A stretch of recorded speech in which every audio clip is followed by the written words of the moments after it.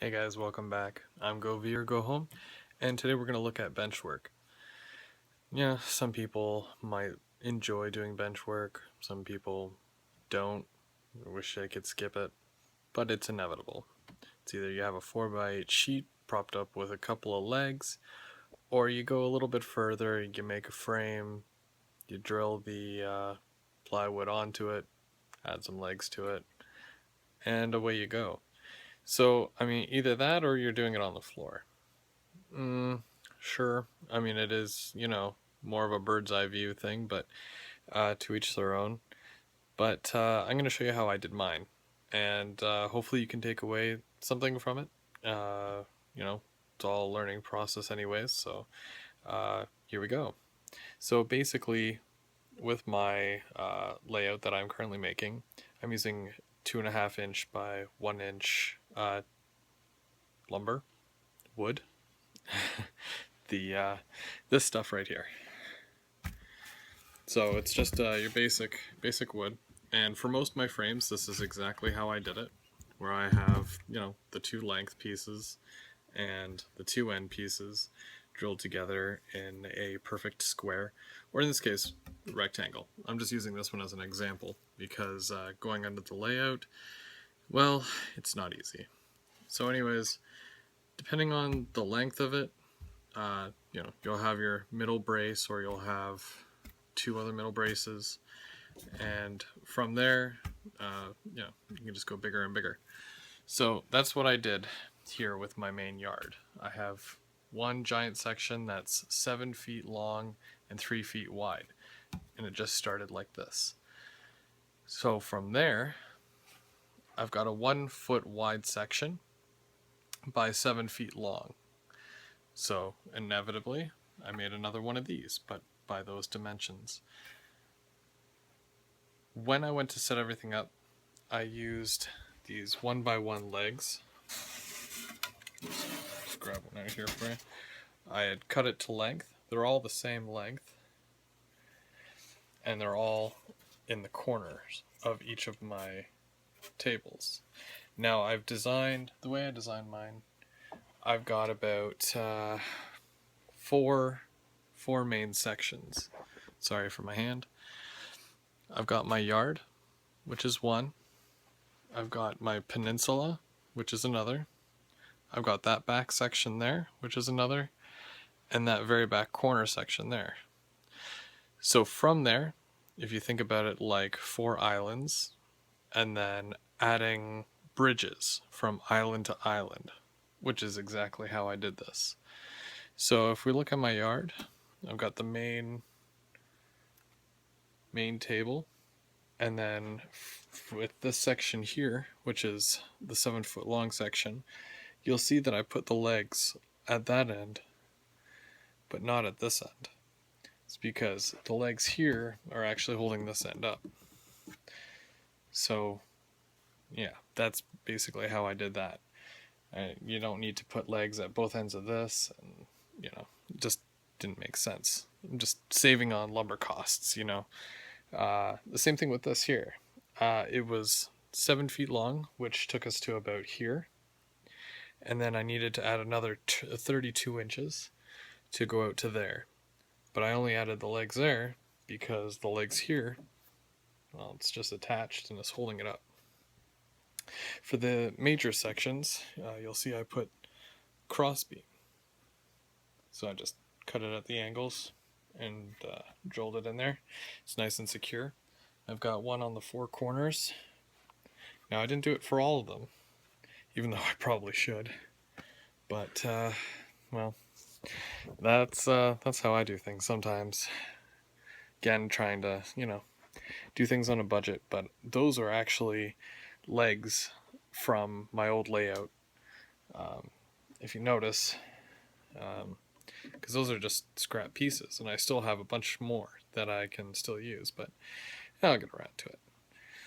So when we take a look, I'll come back here. When I made this section, this is a big table. Okay, I was able to do that. And then if I take a look under here, you're gonna see from about here coming out to here, there's actually no legs on that. And I just basically bridged it from here over to here. Have a piece cut and put it in there. No problem, right? By the way, I got my mini fridge in. Super excited.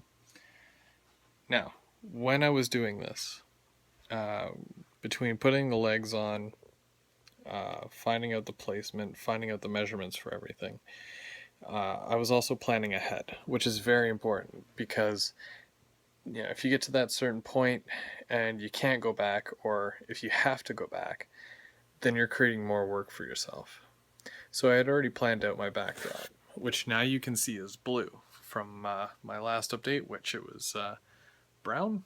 Yeah, it was brown. So starting down here at this end, I knew that I was going out to the end of my yard there. So that's where it basically stops. I had a few pieces that were left over or that I didn't get to use from my last layout. Again, saving the big bucks. So I had them measured out, and that's 19 inches all the way to basically the bottom of this, but on the back side. So I basically measured it out on that end, had it clamped on both ends, and then drilled it in. And then I was able to push the table all the way back to the wall, and that's where it stays. Then when I made this long piece here, I attached the back pieces on to it, and then I clamped this here to the main table, and then I was able to secure it. So that's basically how I did that section. And the same thing goes for the whole thing. When I did that back section there, I made sure to put the backdrop on and then push it into the back corner. Essentially, linking it up there on that side, and yeah. And then I just continued it around. Now you'll notice here, this is a part that I haven't really showed you guys yet because it's still relatively new. You'll obviously see that it's brown because I haven't painted it yet. And you'll see that little empty spot there. It's because it hasn't been cut yet. Soon. It's been raining all week for some reason. It's cold and, stay inside kind of way. But yeah, basically what I had to do for this here, because this was originally only going to be, mind the foam, it was only going to be to here. You'll notice that there's a brown 1 foot by 2 foot wide section there. I actually added that onto the length here for a bit more room. Maybe add like an industry in the corner. And then from there, I had to add a little piece of backdrop, which I still have one more to add. And then that means I extended this section here from only being 1 foot wide to 2 feet wide. And then that means I didn't want to have it come out and squared. So I actually have a piece. Let's see if I can do this. And it's actually, I don't know if you can tell, but it's rounded. So I nailed it in there and nailed it in there. And it actually just goes to the contour, basically. It just rounds off. And it blocks off the pipe. You won't see the pipe because, well, you're only going to be looking like that. Or you'll be down nice and low like this. You know what I mean? So I just got that one last piece to cut there. I already have it measured out and whatnot. And then I'm just going to do another coat of blue here. And this wasn't that well done, but I'm really happy with the blue. Let me know what you think. So then, now here's the thing. Now I decided to paint the backdrop first before putting foam down, right? This one's not glued down yet, but we'll get to that. So I painted it blue because I didn't want to get blue all over this. I'm going to probably paint this brown, but I'll tape it off so that, I just don't like doing sloppy paint jobs. Maybe that's just me, but I like to make sure that, you know, the backdrop is the backdrop and the ground is the ground. So after deciding, basically, okay, so that's done. Um, According to Dave's plan that we had talked about, um, basically from the outside section to the peninsula, that's about a foot and a half there. So I locked in this middle peninsula at a foot and a half wide here, giving me not more than enough room, not necessarily to swing a cat, because who really does that anyways? But you know, I got a lot of room to work with here, and it's already nailed in and everything, so it's good to go. And it actually gives me enough to actually widen it if I have to, like have it come out this way a bit, just so I can round it off.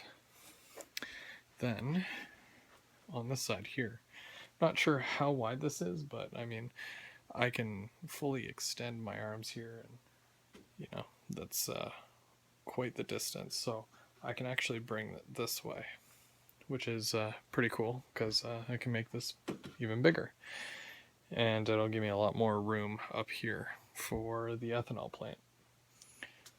So the only thing that's really left as far as bench work, besides extending the peninsula, is going to be my lift out section, which goes from there to here.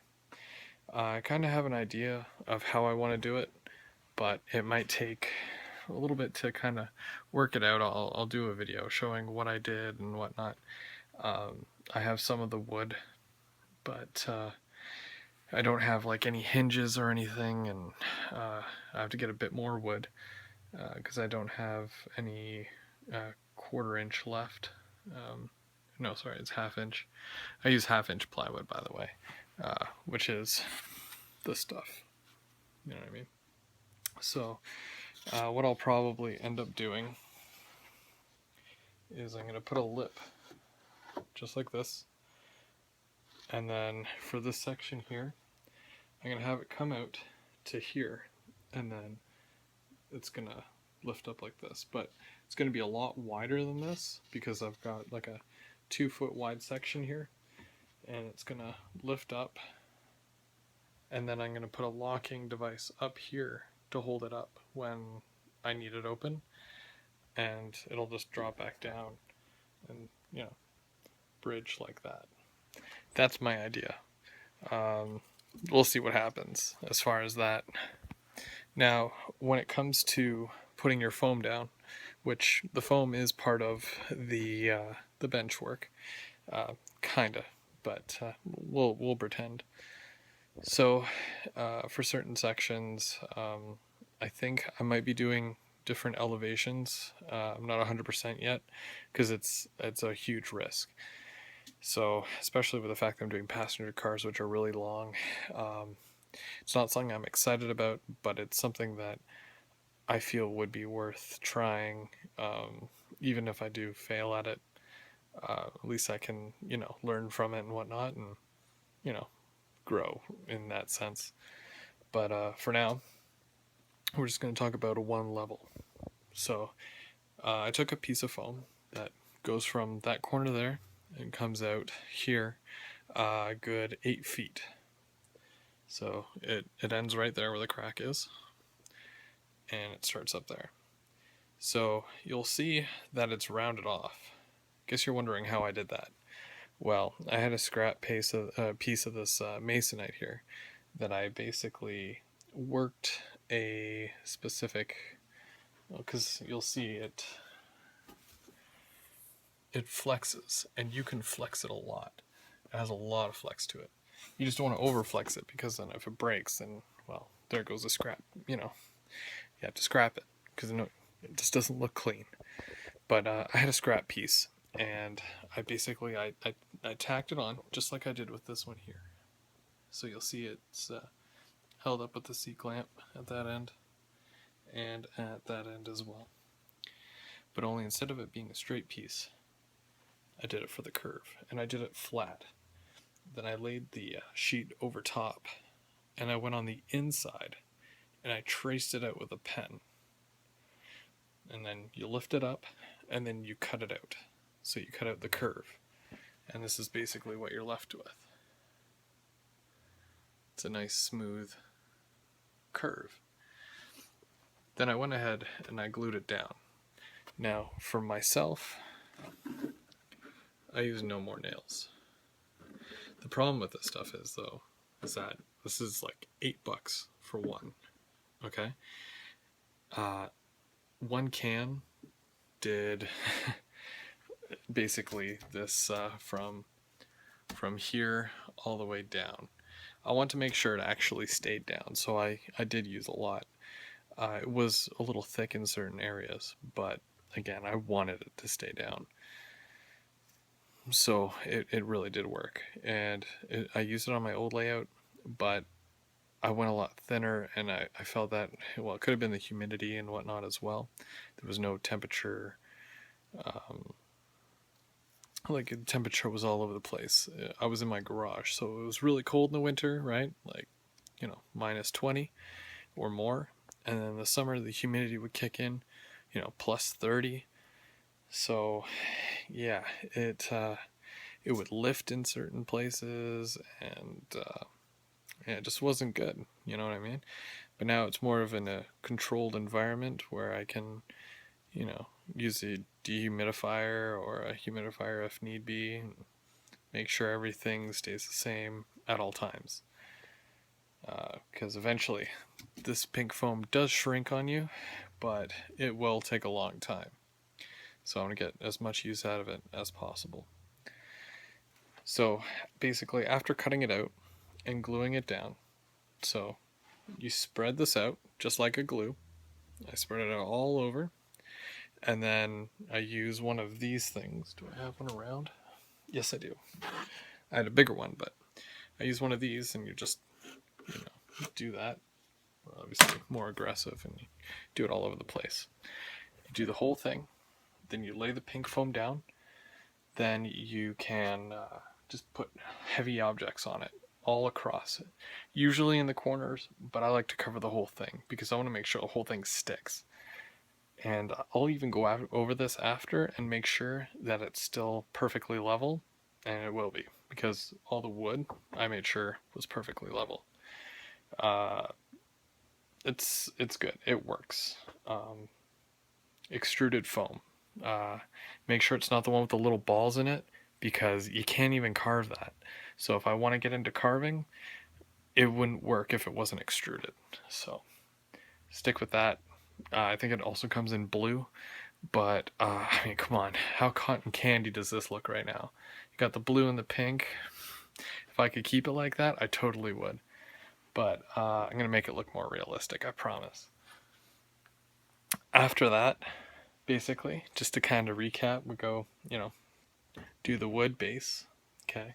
Got the plywood on top, 1/2 inch. Then I used 1 inch foam. They also come in 1/2 inch and 2 inch. I used 2 inch before, but is it pricey? 1 inch is way better in that aspect, where you got the 1 inch. If you want to go a little higher in certain areas, sure, do 2 inch. But I think I'm going to stick with the base of 1 inch for now, and it still allows me to add to it or take it away depending on what I'm doing as far as landscape. And so after cutting this out, basically I'm going to come back after, because as you've seen here, like, I've got this piece which I'm going to paint black, which they do recommend to kind of give your layout a better look, so it looks like it goes beyond the basement, as they say, or beyond the room. So we're going to do that black, and I'm going to put it right up to the edge of the foam. I don't know how well you can see this, but basically, yeah, it goes very level with it, and we're going to go right around the whole thing. And it's going to, I don't plan on putting any switches on the curves here, and even if I do, I can always just glue it to the underside. But I didn't really feel like I needed any wood bracing here, because it's already very, well, it's stuck, it's in place. But some people might put a cross beam here. I didn't really bother. Other than that, like I said before, I got these discs. I don't know if you can see them. That disc down there comes in a pack of 4. For I think I paid like $5, and you get 4 in a pack. And then basically, I put one under each of the legs. It has a felt carpet on the bottom of it, so I'm not ruining my brand new carpet that I have down here. And just keeping everything light, and everything's in place. Soon I will be painting all this pink brown to represent dirt, and I'll be putting down my cork roadbed. I've still got a few things to work out with the track plan, but other than that, and a few pieces of pink foam I still have to cut out, and extending the yard, or not the yard, I already extended the yard, extending the peninsula. Other than that, I'm well on my way to running some trains very shortly for everybody. And believe me, I have quite a few that I still have to run. I know they say to, like, when you get a new train, you're supposed to, have it do a couple of loops, for a certain amount of time, just to kind of work it in. None of my trains have been worked in, and I feel like they really should be. So I can't wait to, start running some trains. Again, to all my new subscribers, thank you for the sub. To all my pre-existing subs, thank you for your continuous support. Tons of cool guys on here, and I love hearing from all of you. I love watching your videos. So good luck with everybody, and the continuous support. And stay tuned for more videos, because there's plenty more to come. Probably the next one will probably depending on if any locomotives or anything come out. I mean, I'd love to do another review soon, because it's been a little bit. But beyond that, I've got a train to catch, and it's been a slice, but I gotta go. All right, see ya. Thanks for stopping by.